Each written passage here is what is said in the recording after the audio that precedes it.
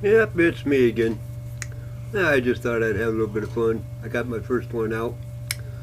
Thought I'd get the second one out. This one I'm just going to cover my Marine Corps career.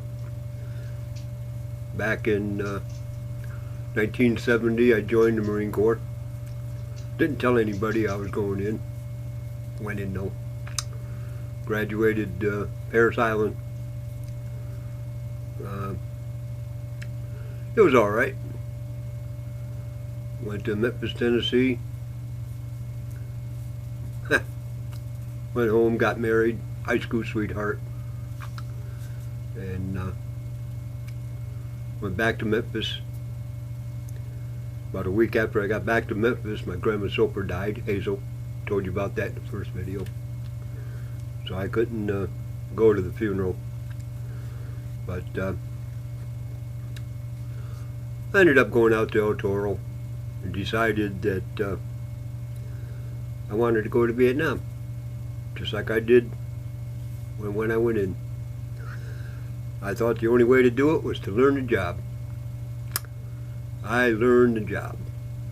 Not only my job, but I also learned the NCO's job, staff NCO's job, QAR job.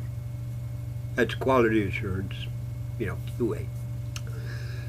So finally I volunteered for orders over to Vietnam. Well, when I arrived in Japan, spent about 4 days there. Got shipped off to the Philippines. I guess they couldn't just send me to Vietnam. They had to make the full globe. But anyways, got over there, joined the Silver Eagles. VMFA 115. And we ended up having a ball. Steve Demers was my boss. Charlie Turbofield was a staff sergeant in charge of radar shop. And Staff Sergeant Steve Demers had the flight line. I was a plane captain. And I was there about a month. They told me that I had to take the PC test. That's the plane captain's test. And I told Steve that if I was going to take the PC test, I'd also have to take the CDI test and the QAR test, which goes kind of sort of against the rules, because as a PC you're allowed to do that as a private PFC. I was a PFC at the time. But CDR, Collateral Duty Inspector, CDI, that was a job for an NCO. I got over there, got promoted to Lance Corporal. On my way over there, I got promoted to Lance Corporal, time in service, whatever. Anyways, I got there as a Lance Corporal. They gave me my promotion warrant as soon as I arrived and checked into 115. Anyways, I told Steve about the CDI and the QAR test. Well, he kind of just joked at me, and I came down hard. If I'm going to do one, I'm going to do three. Take it or leave it, I don't care. As a Marine, you always put your cards on the table. Let them fall wherever they fall. If you fall, everybody knows it. But if you stand up to what you believe, you can do no wrong. Well, Major Howell was the maintenance officer. He had just taken over 2 or 3 months before that. They had a major aircraft accident. Involved maintenance personnel apparently not doing their job right, I guess. Didn't really get the whole story, don't really care. It was before my time. I don't look at yesterday, I don't look at history. What happened yesterday, history. Today's today. Well, Steve says, okay, wise ass, we're going to give you the test. Okay, PC test is a closed book. You take the test, bloop, answer the questions. CDI test, collateral duty inspector, you need part of the books. Part of them. You're not allowed all the books though, but you're allowed part of the books. So I took the CDI test. QAR test, books are yours.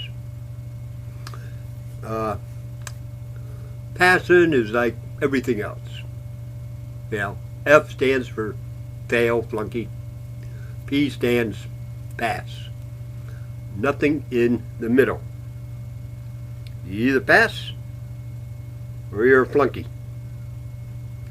Now you're allowed, I think it was a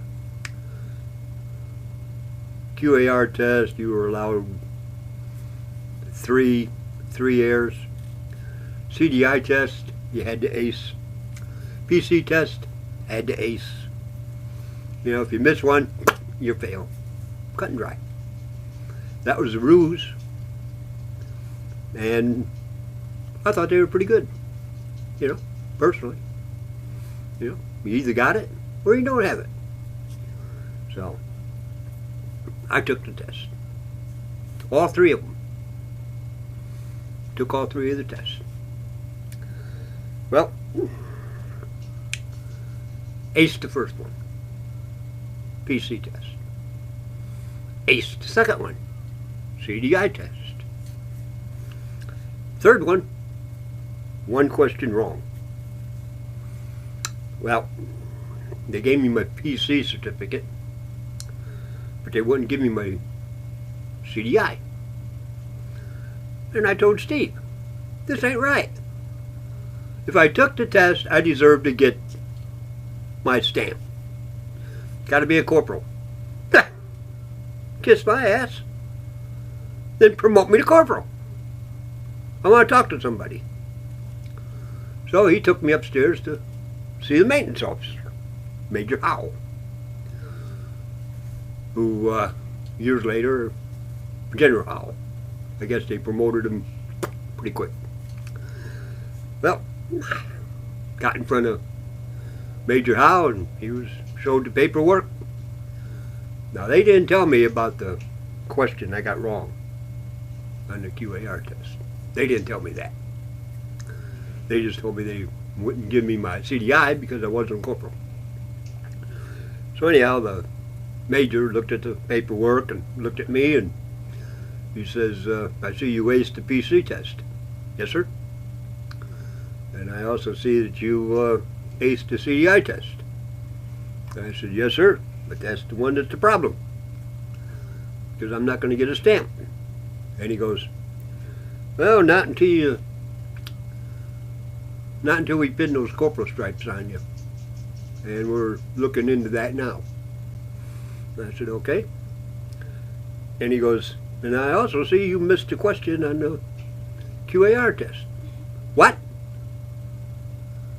What do you mean I missed a question? I didn't miss any question on that.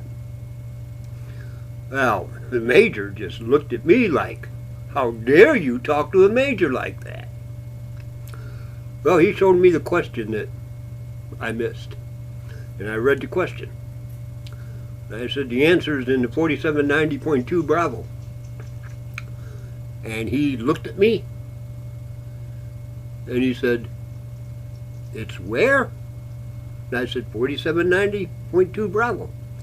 Well, 4790.2 Bravo is the officer's 4790. The 2 Alpha is for the maintenance guys. Now, if you look up that question in the 2 Alpha, you get a different answer. But if you look up that question in the big book, which I did, you get the other answer. Well, Major Howe seen the discrepancy there, and he goes, ah, looks like you aced that one too. Okay. Well, I was there about a month, and Liberty was, I didn't really care for it.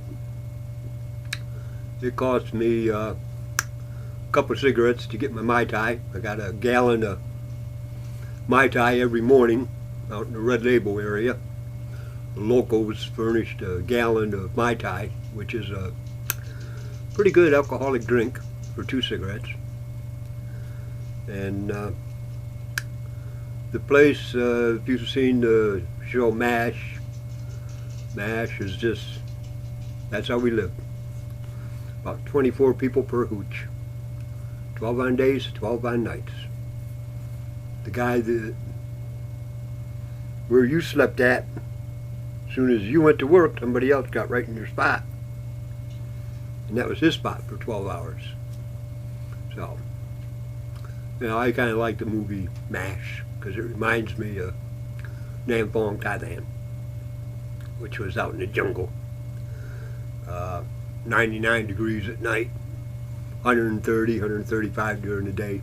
You didn't sweat though, because I was always filled with Mai Tais. But I went on Liberty, had 2 cigarettes that apparently were laced,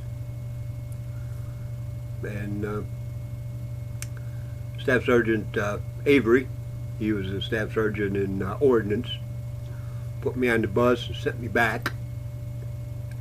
For 4 days I worked. No food went in my mouth, no water went in my mouth. I stayed at work for 4 days. I was launching an airplane the 4th day. My hands went up and I stared at him. Charlie Turbofield came over, told me to launch the airplane. He's going to talk to me. So I launched the airplane, went up to Charlie, and I just, what's going on? Well, he filled me in on what happened.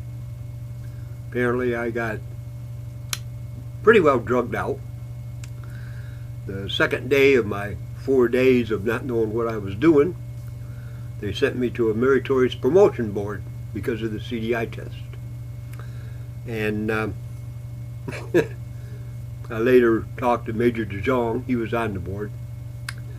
He informed me that I showed up there in Staff Sergeant uniform, you know, those camis with, I had Staff Sergeant chevrons because I borrowed Steve Deemer's, who was like 3 times the size of me, because I didn't have a good enough uniform for the promotion board. I had my war hat, but I went as a Staff Sergeant.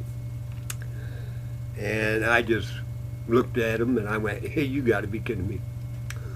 Well, Major DeJong asked me about,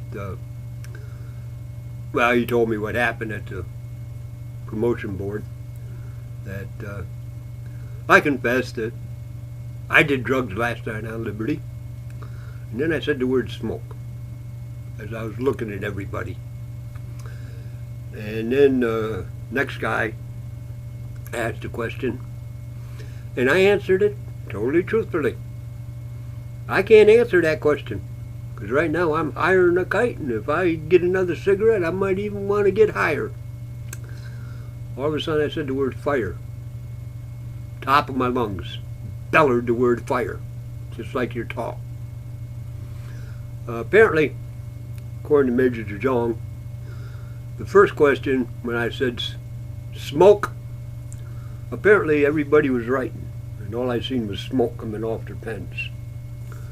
But when I admitted that I would do it again, just to get a higher high than what I was now, flames came up from everybody. That's why I yelled fire. And then, but anyways, you know, I did not know that then. That was a couple of days later when I talked to Major DeJong about the promotion board, because Charlie Turbofield told me that I had to talk to him, get a couple good laughs out of it. But Charlie told me to look at my ID card. I wish I would have kept a picture on my ID card that they took, because you took one look at that picture and you knew that I was not in my mind. My eyes were fixed, dilated, you name it.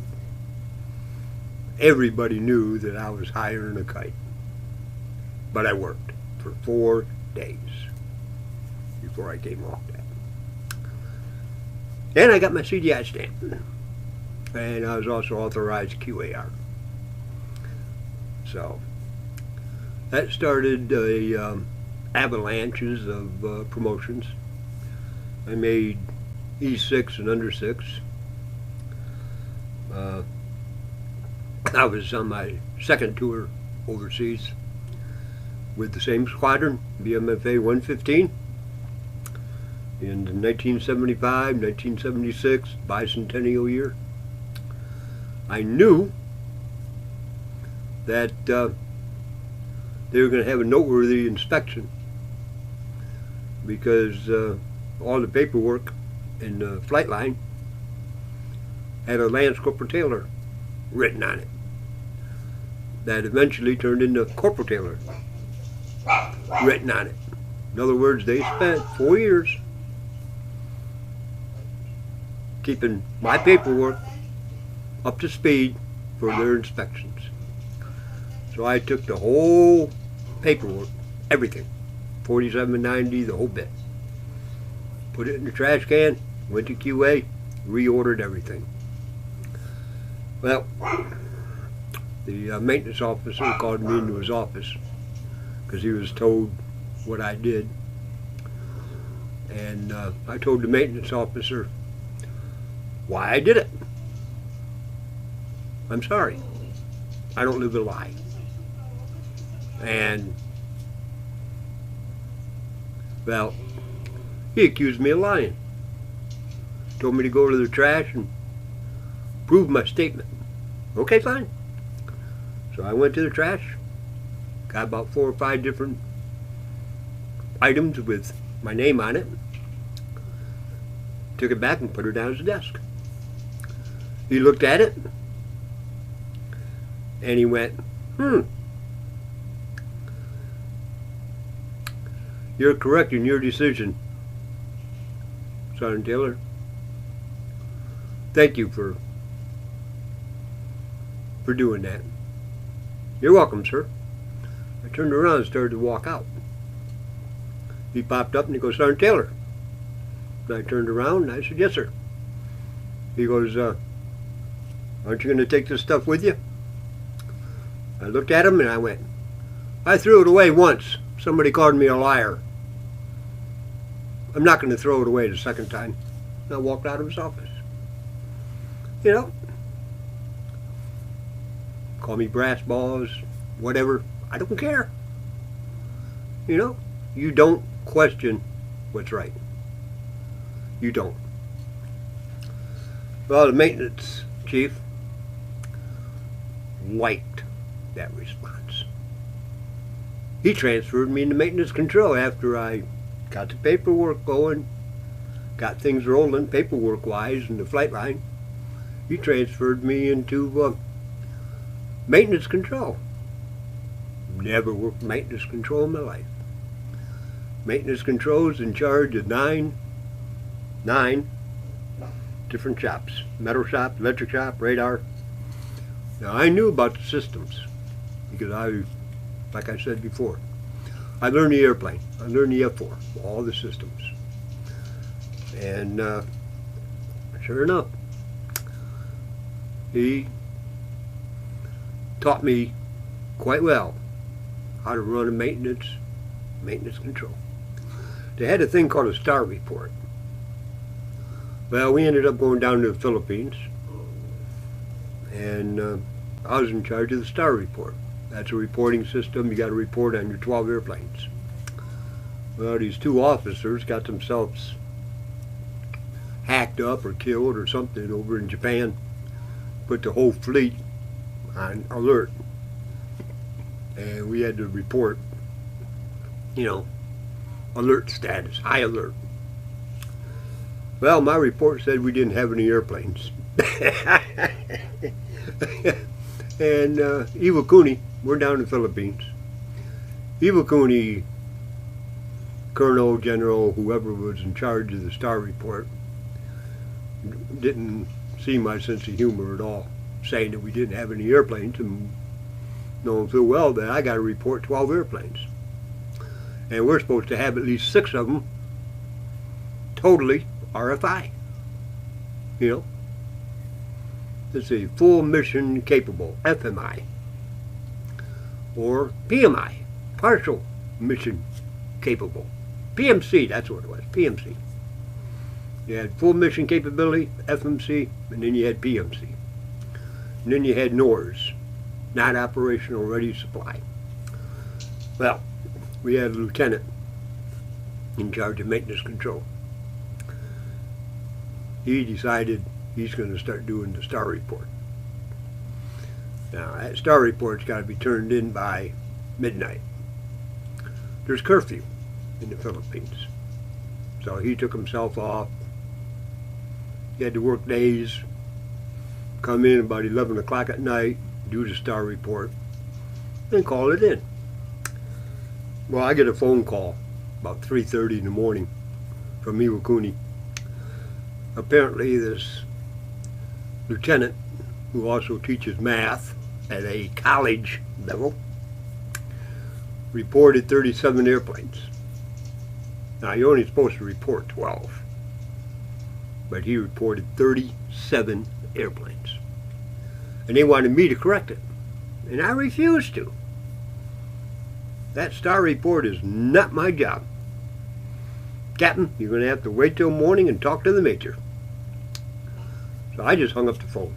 I went back to work.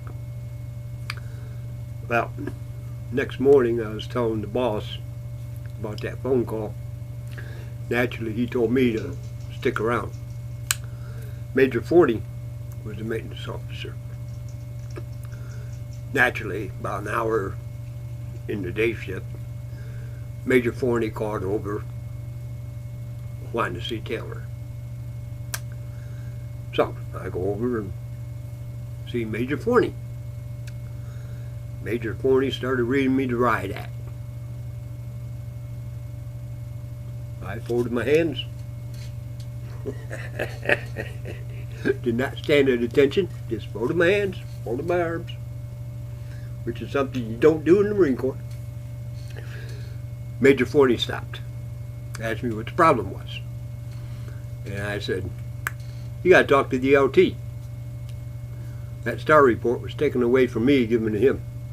He's the one that reported 37 airplanes, not me. That Star Report was not my job. That was his job.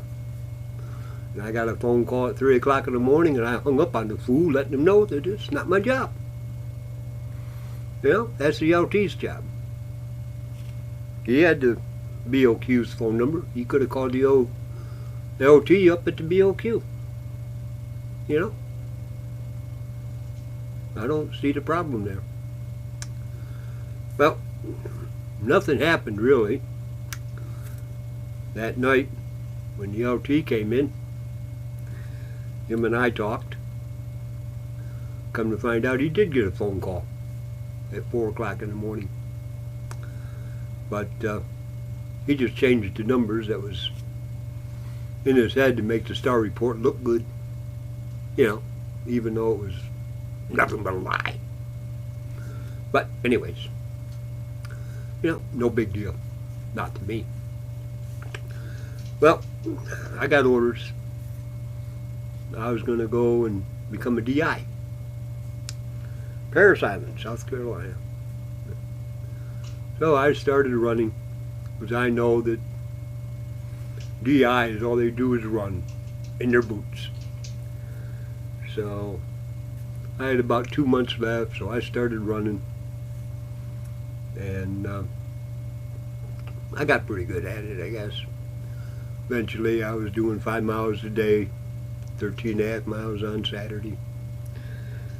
Did that from 1976 to when I retired in 1990.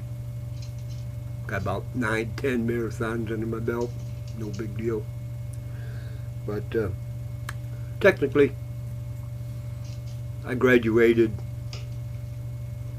DI school, because halfway through it, I found out that my staff sergeant warrant was waiting on me.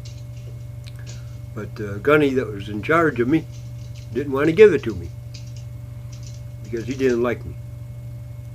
And I had to remind him what UCMJ was, and also the law. I'm not PCS, I'm TAD. Parent Command sent you my warrant. You got 24 hours to give it to me, or you're in violation, and I will report you.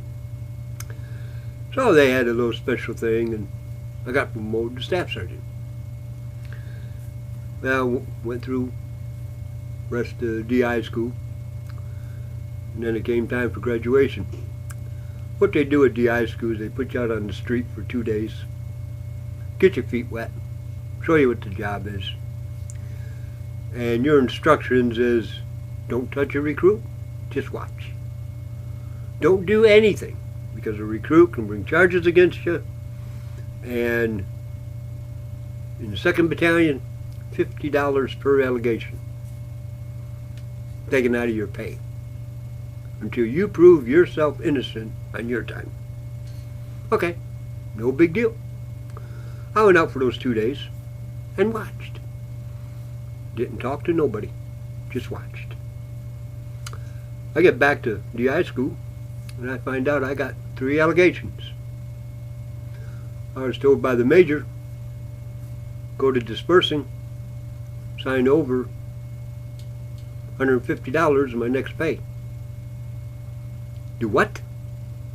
Oh, by the way, you will also be at graduation tomorrow morning. You can kiss my ass about graduation, because I'm not going to go to dispersing. Well, he ordered me to go to dispersing, so I left. Did I go to dispersing? Yes, I did. And I made the representative sign a statement that I had in my wallet that I was at dispersing, in time to sign over that $150, which I refused to do. But I'm going to graduation tomorrow morning, and I'm going to show up there in PT gear. And that's exactly what I did. I showed up the next morning in PT gear at graduation and sat in the colonel's chair.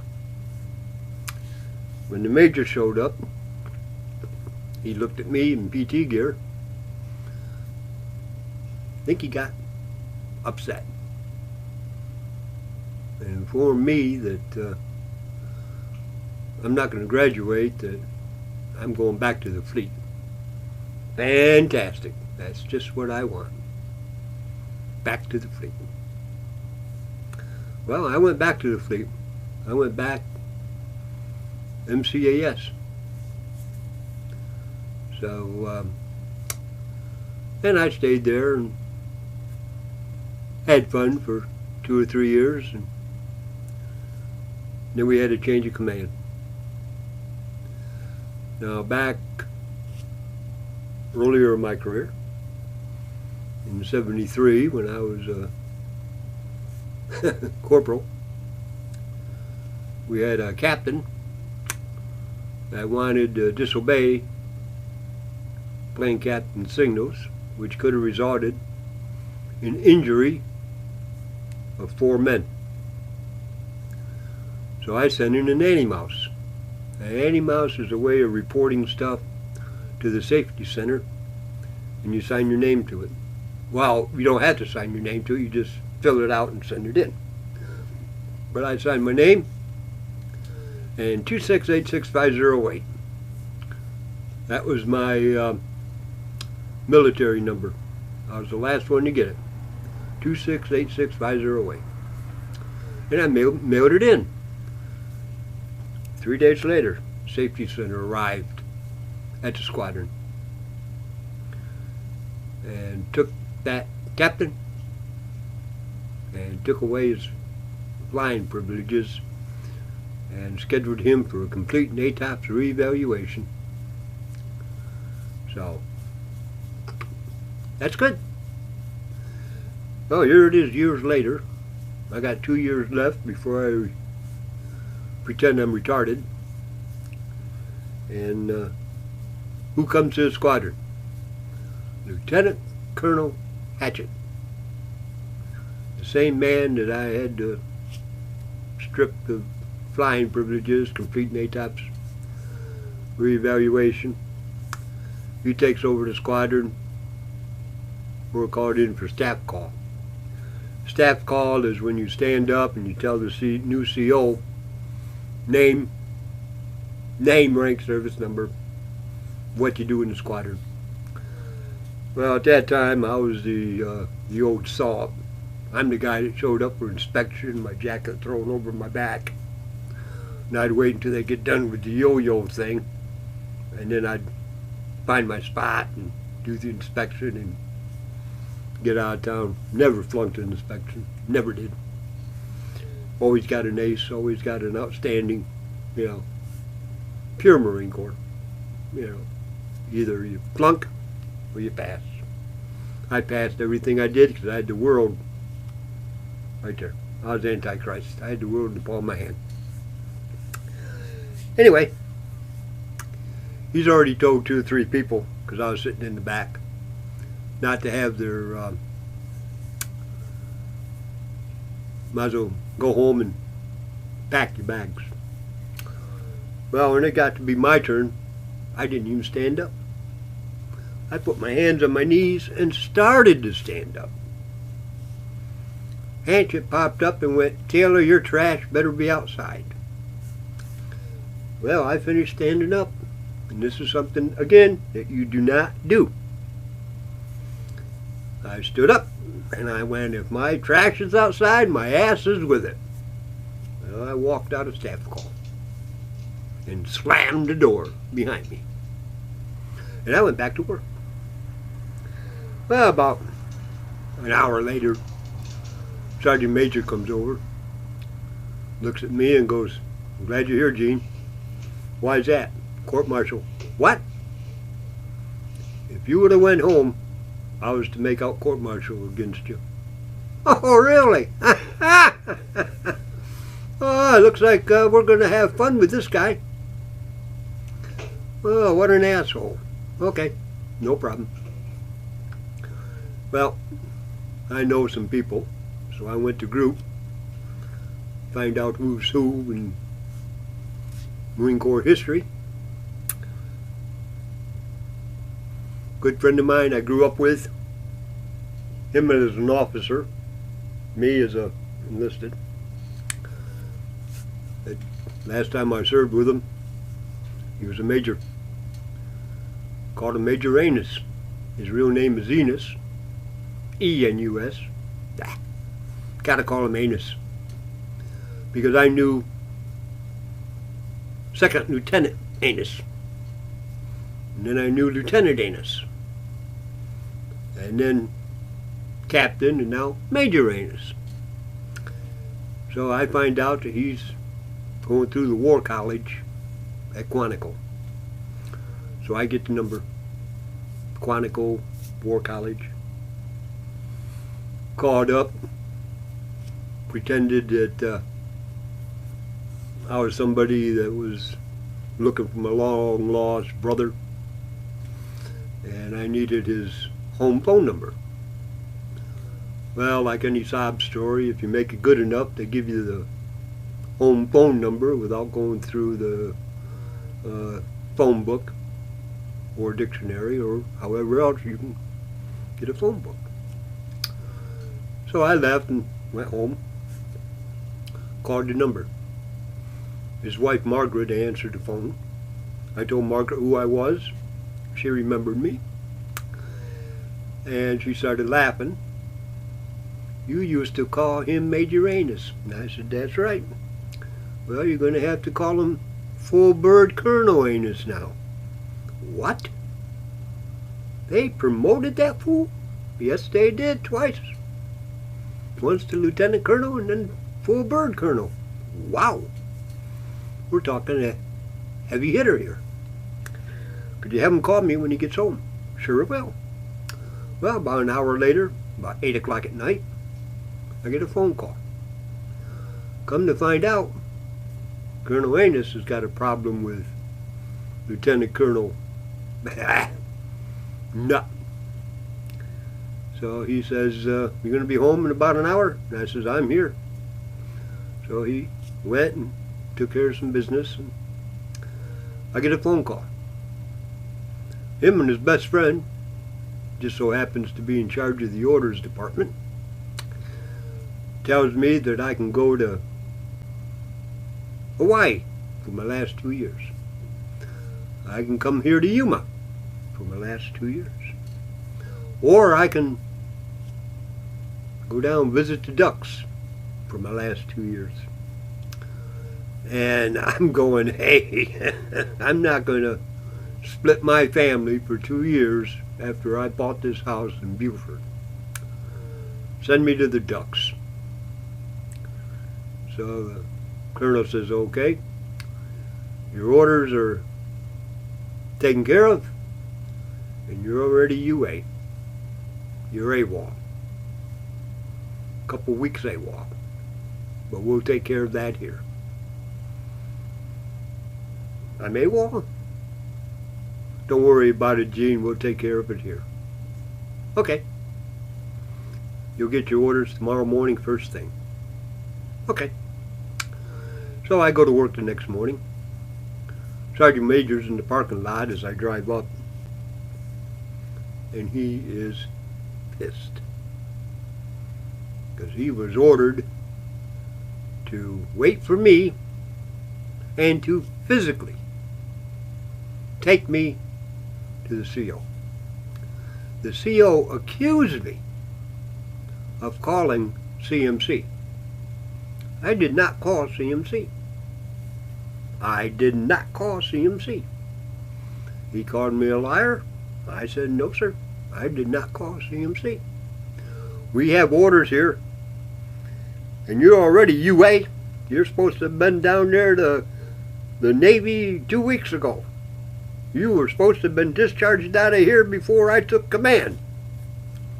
Oh, really? Huh.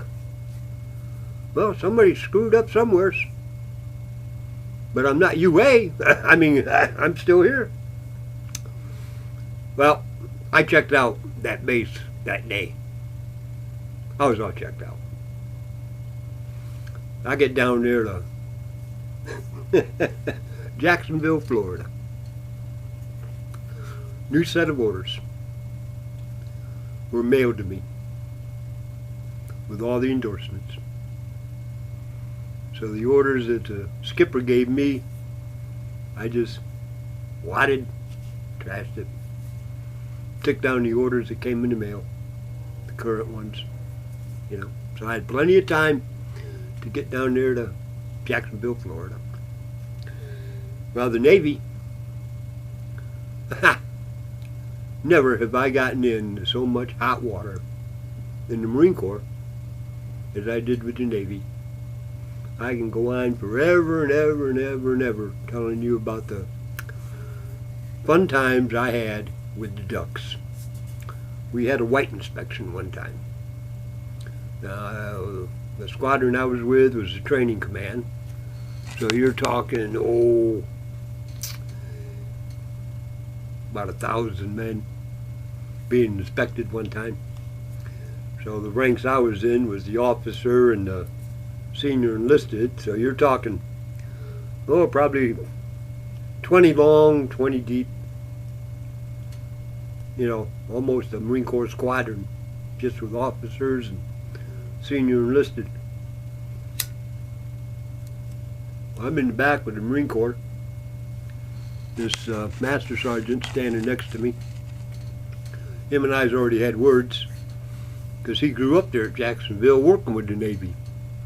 Never been with the Marine Corps. Every rank he had was with the ducks. He knows more about ducks than the ducks do. And him and I's already had words. He don't like me from Adam. And I have no respect for him either.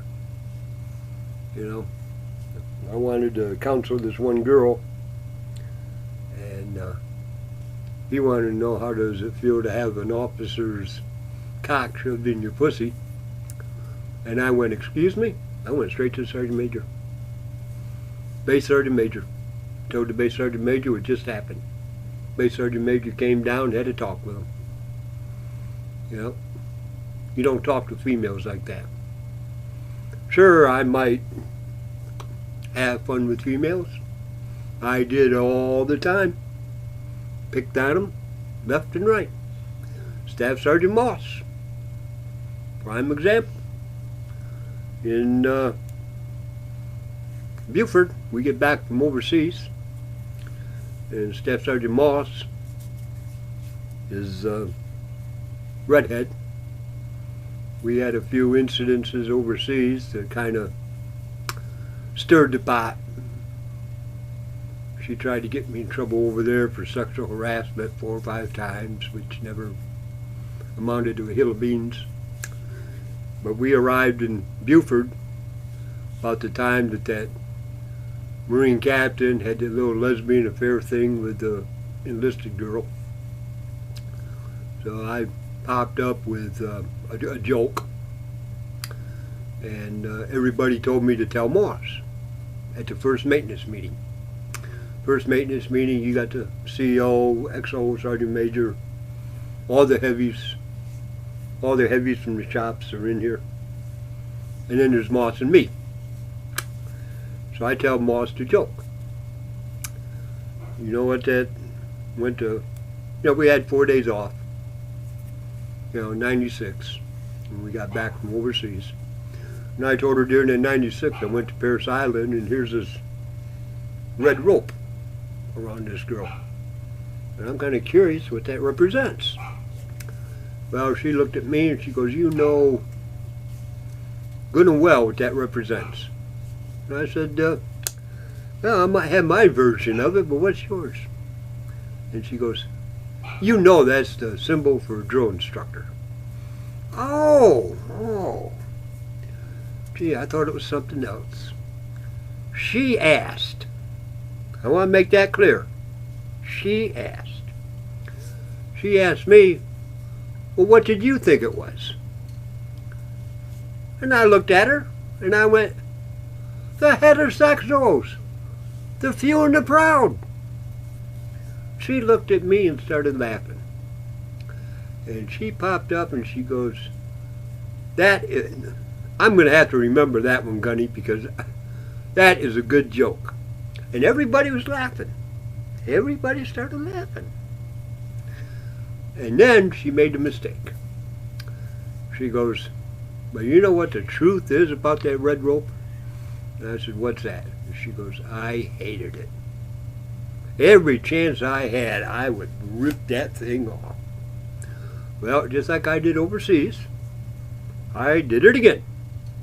Remember Jack Benny? Yep. I went, well, up until now, I never considered you one. Everybody busted a gut. Like she did overseas. When I did it was another stupid statement she made. She turned as beet red as her hair, totally embarrassed, and walked out of the maintenance meeting. So, you know, and the Navy was the same way. So anyhow, I'm standing there at the white inspection, laughing. I could not keep a straight face for nothing. And the inspector finally got to me, got in front of me, and he goes, Gunny, I've been watching you the whole inspection. What is so funny? And I looked at him, and the only thing I could say was, these ducks are wearing underwear. He looked at me, and then he looked down the rank, and he looked back at me, and he goes, I have been in the Navy 25 years, and this is the first time I've seen it. You are totally correct. It does look like underwear. Yes, sir, it does. Well, he looked at the guy keeping score, And then he looked me over, even though I was still laughing. He told him to give me an outstanding uniform. Noteworthy. Outstanding, noteworthy uniform. It's perfect. Then he went on to the next guy. Well, who stands in front of me now? Marine Corps Lieutenant Colonel. And he chews tobacco. He's RXO. And I hate him. He is a dork and a half. So, the smile vanished. Position of attention, solid, no smile. He started looking over my uniform. Then he grabs a hold of my lapel. And he goes, "What kind of shirt is this, Gunny?" And I looked at him and I went, "Boot camp issue. Laundry mark number 47. Lower left-hand lapel, sir." Well, he informed me that I will be in his office 5 minutes after dismissing from the inspection. Because you and I need to talk about an arrowwood. Yes, sir. He went on.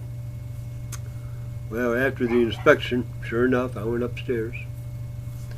He informed me he did not give a shit about me retiring. He did not give a one iota. I will buy an arrowwood. I will get that thing laundered and ready for inspection. And he did. I don't care if you've got it hanging in your wall locker. The next inspection, you will wear that arrowwood. Yes, sir. Well, an arrowwood is about $50. Get it in, you know, the chevron sewed on and new ribbons and all the crap that's got to be done to them. You know, you're talking 75, 80 bucks. Okay. I blew the money, got the arrowwood, hung it up in my wall locker. Well, that Friday was mess night. Now, mess night is just what it says, mess night. Well, I'm sitting there. There's a senior chief sitting across from me, female, career planner. The XO comes up to me, and we're talking. He looks at my shirt, and he goes, "What shirt are you wearing?" "Boot camp issue, laundry mark 47, left lower lapel, sir. This is not an inspection. Therefore, my inspection shirt, as your order stated, is hanging in my wall locker, sir." He almost swallowed his chew, but he didn't. He just turned around and walked away after giving me a dirty look. The senior chief looked at me and went, "Oh, you know how to make friends, don't you?" And I went, "He's never been a friend. I've known him for 10 years. You know, he's an asshole. You know. But, senior chief, I finally got your rank structure put together." And she goes, "How's that?" And I said, "Simple. You join the Navy. You're an E1. If you go through boot camp and complete it, they promote you to E2. You're sent to your A school. Graduate A school, they promote you to E3. Now, once you do your A school and graduate, they send you to your first duty station. And if you survive 2 or 3, 4 months and do an outstanding job in your MOS, they promote you to E4. Once you've done about a year as E4, you get married to your high school sweetheart. Pop out the first kid, Navy feels sorry for you, so they pop out another and promote you to E5. About a year later, you pop out another one, Navy feels sorry for you, so they promote you to E6. Well, you're making too much money now. His knee's sick, so he decided to buy a truck.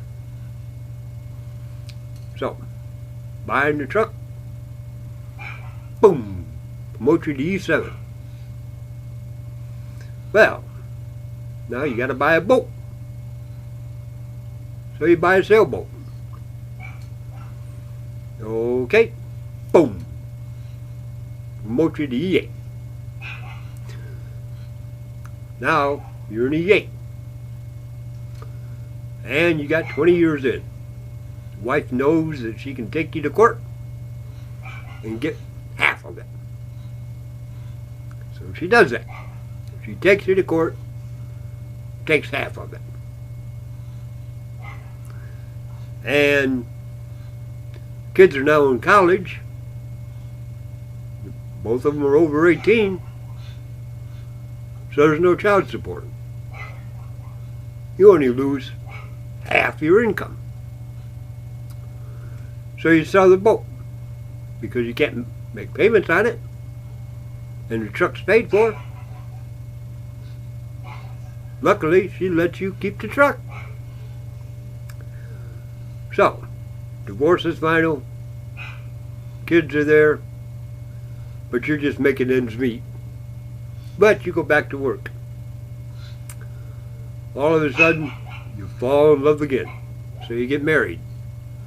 You marry an E1. Navy promotes you to E9. Now you're a Command Master Chief as an E9. The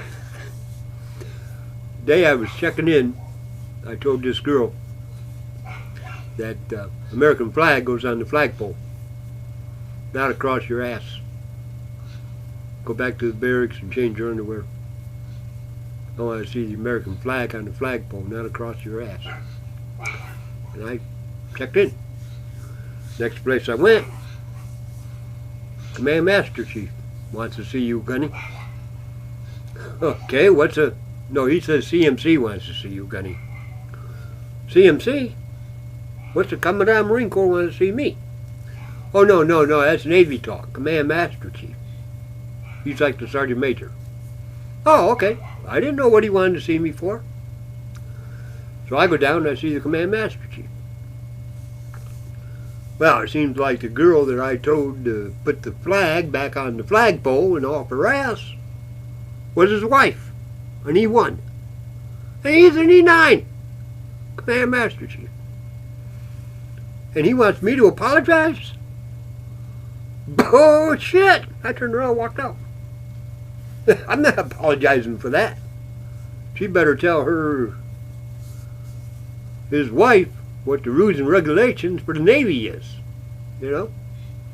Because it ain't wearing red striped underwear under a see-through white Navy dress. Well, anyways, when I got done with all that, because that senior chief knew about that story with the Command Master Chief, because all those chiefs stick together. Anyways, this E9 ex-Command Master Chief was sitting about 4 people down and overheard me go through the ranks right there.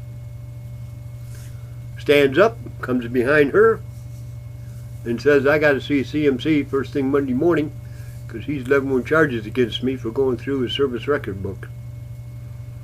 I went, what? Apparently, when I was going through the structure, I was reliving his whole history.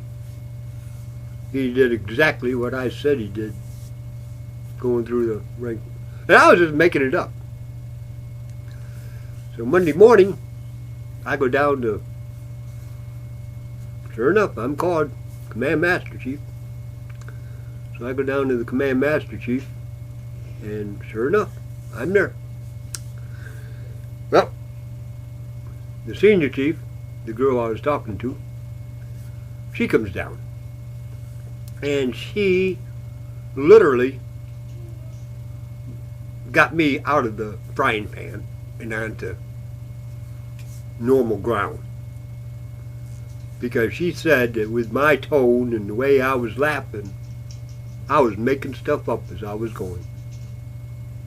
But if it so-called fit his career, I learned a lot about him today that I found out Friday night when Gene was telling me all about it, you know. So, anyhow, when it came time for me to retire, I said Saudi Arabia was firing up. They wanted Marines to go to Saudi Arabia.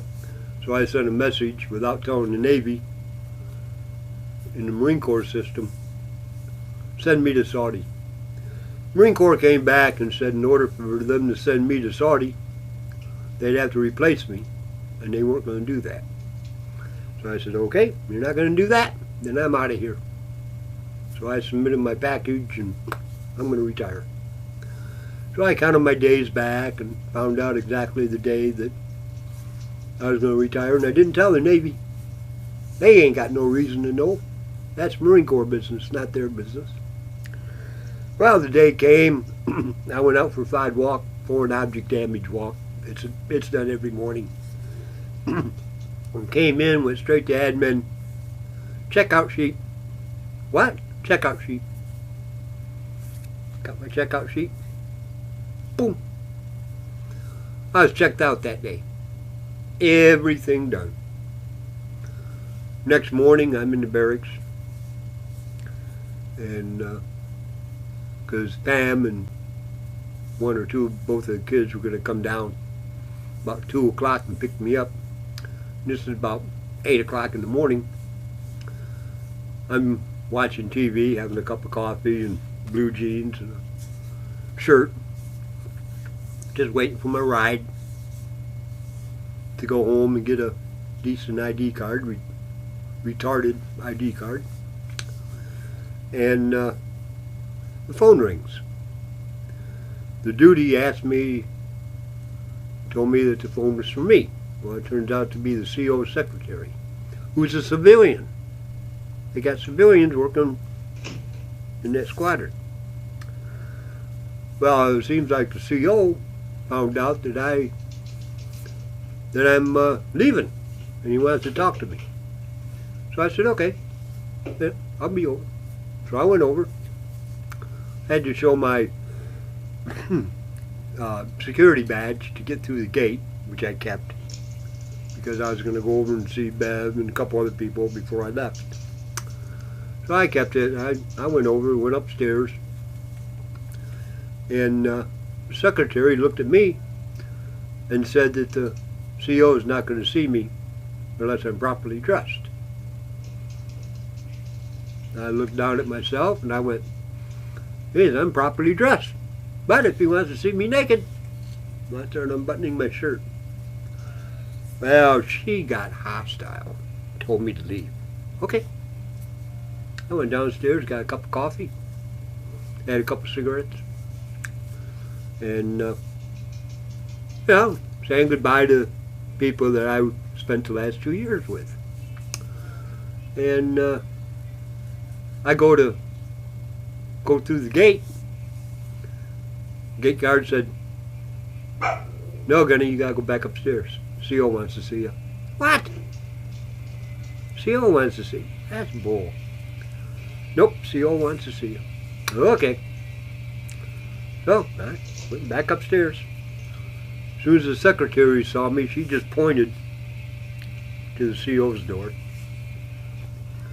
Didn't say hi, didn't ask me how I was, didn't, negative attitude. Very negative. I guess she had dreams of seeing me naked. I don't know.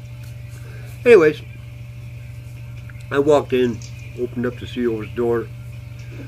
Biggest room I ever saw. 2 plush couches at an angle in front of a desk sitting in the corner. Long red rug. Big room. I'm talking 20 feet by 20 feet, 25 feet by 25 feet. Big room. So I walked in, I shut the door, and I looked around. Sure enough, there's a coffee pot over by the wall with 4 cup saucers. Saucers are upside down. I walked over, grabbed the coffee, and poured myself a cup of coffee. Set it down, went over, sat down in one of the chairs, and asked him what he wanted. He just sat there, and he goes, "You're not going to report to me." No reason to. You called me here. I checked out yesterday. It's over. Well, he said, "We're waiting for the XO." Okay. Well, lucky for me that they changed the XOs. Lieutenant Colonel Church is now the XO. Now, Church and I grew up together too. I first met Church when he was an LT. Kind of lost track of him, Captain Major, you know. But finally ran into him again. He's a Lieutenant Colonel. He comes in, nice and snappy, and he reports to the CO. CO looked at him and said, "Lieutenant Colonel Church, do you know about this?"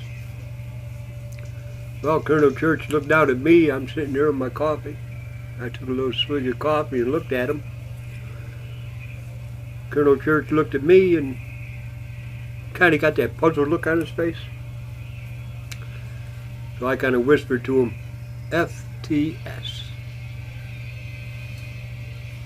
And Colonel Church just put a smile on his face, looked at the skipper, and said, "Apparently he's going home, retiring."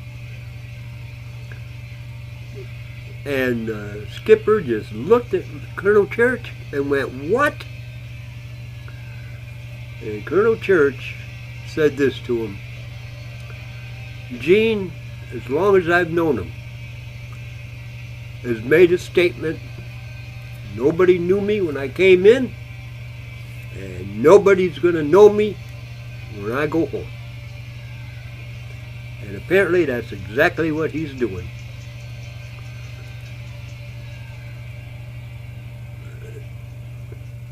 Well, what's this FTS? And Colonel Church just stood there.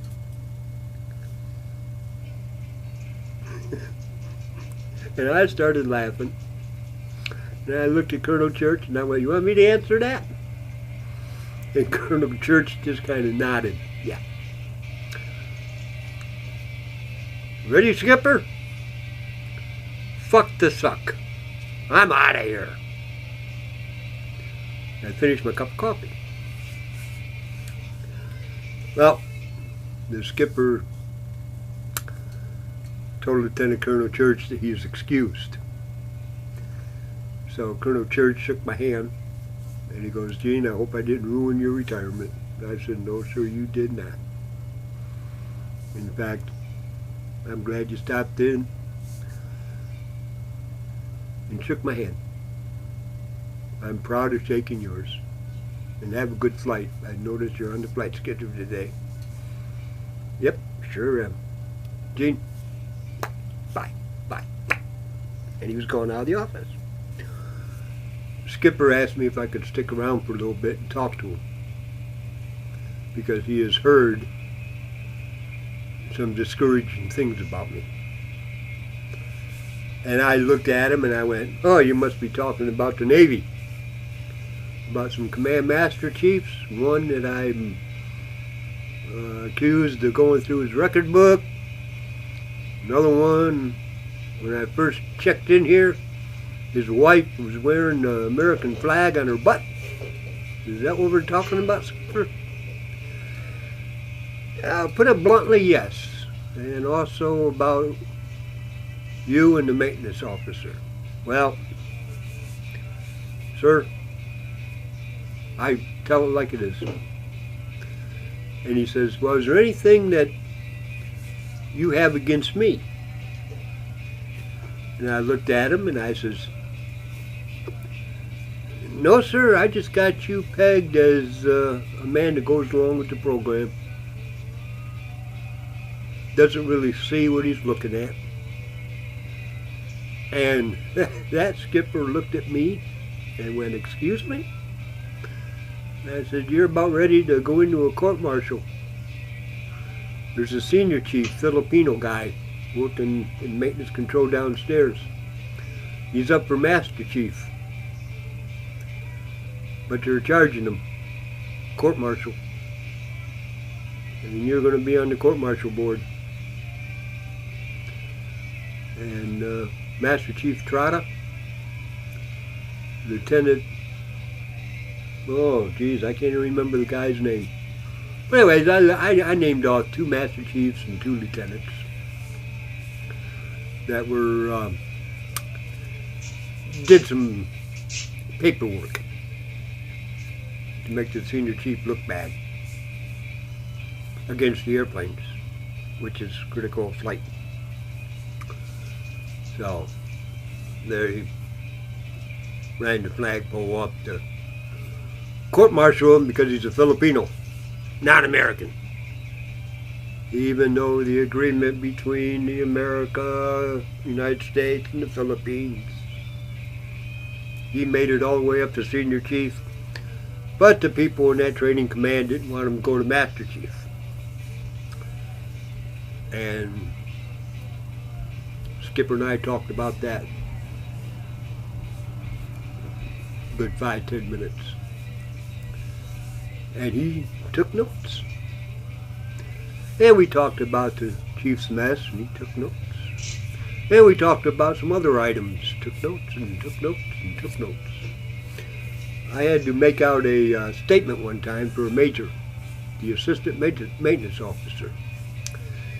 And because I was told I wasn't allowed to spend a night in this one airman's trailer. So, but according to maintenance officer, I wasn't breaking any Navy regs, but the Marine Corps was a little bit upset with me. So I was ordered not to spend any more nights there. So I said, fine, I won't. You know, no big deal. You know, she's got a boyfriend. What do I care? You know, I just like getting out of the barracks. Well, the major called me in one day to have me make out a statement. And he informed me that the statement's going to be part of a court-martial. If my vehicle is found in her driveway one more time, I'm going up for a court-martial. Can I make a statement after you have me write out the statement? He said yes. So I did. I made out the statement exactly as he worded it. All I had to do was sign my name to it. Now the maintenance officer was sitting in his chair, and his name was Cochran.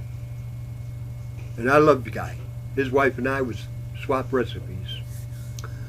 But this major was a nutcase. Anyways, I made out the statement as per he instructed me.